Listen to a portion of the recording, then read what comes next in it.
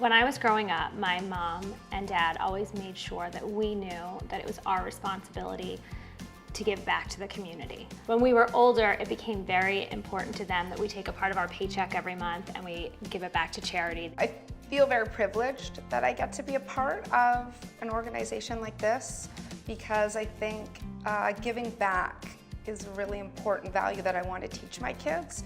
They're growing up and they have everything that they could need, and they're not in a position of needing to accept tzedakah, and I want them to feel grateful and privileged and understand that there are people that are not as privileged, and that being able to give actually is a privilege in itself. I learned about Share the Warmth actually because I was a participant in Share the Ride last year, where we raised money for a wheelchair accessible van.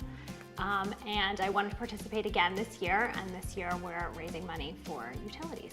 So the funds from the Share the Warmth campaign are going to be used to help pay for utility bills for individuals who cannot afford it. So heating bills over the winter can get very, very expensive, especially for people who are on a fixed income.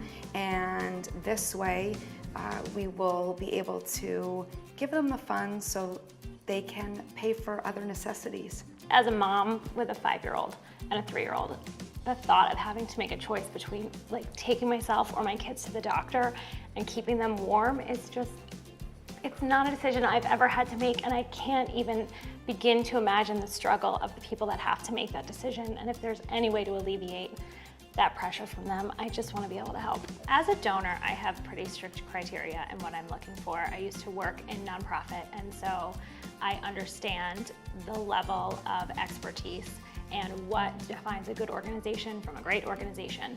And I think that JFCS is one of those great organizations because I trust in what they do. Help us share the warmth. Click here.